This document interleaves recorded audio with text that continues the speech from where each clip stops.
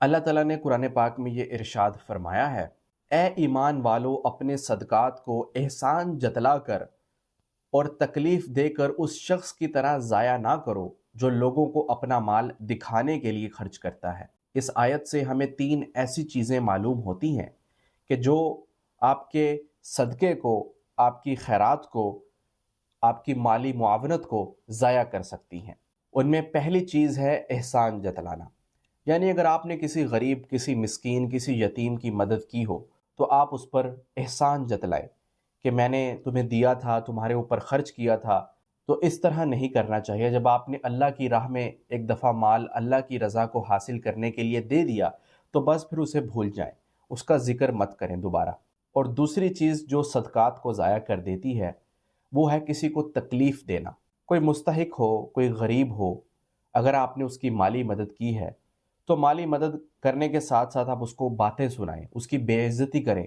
यानी कि उसको अगर आपकी बातों से तकलीफ़ हो या आप कोई ऐसा अमल इख्तियार करें जिससे उसको तकलीफ़ पहुँचे तो ऐसा सदका भी फिर ज़ाया हो जाता है। और तीसरी चीज़ जो इस आयत से हमें मालूम होती है जो सदक़ात व खैरात को ज़ाया कर देती है वो है रियाकारी करना, यानी कि दिखलावा करना। यानी कि किसी की अगर मदद की हो तो उसकी सेल्फियाँ बनाना, उसकी वीडियो बनाना और फिर लोगों को दिखाना।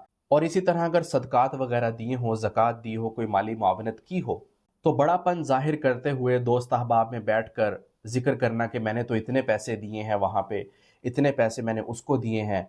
मतलब दूसरों को दिखाने के लिए, उनकी नज़रों में इज़्ज़त बनाने के लिए, बड़ा मकाम बनाने के लिए उनको ये दिखलावा करना कि मैंने फ़लाँ जगह इतने पैसे खर्च किए हैं। तो ये चीज़ भी, ये दिखलावा भी, ये रियाकारी भी उस माली मुआवनत को, उन सदक़ात को, खैरात को ज़ाया कर देती है।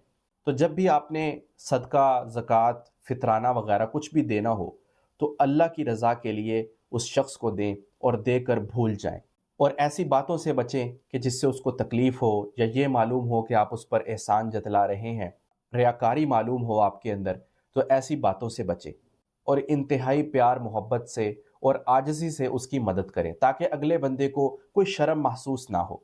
अब कुछ लोग पेशावर भिखारी होते हैं, डेली का उनका ये काम होता है कि पैसे बटोरने हैं, इकट्ठे करने हैं और अच्छी खासी आमदनी वो बना रहे होते हैं।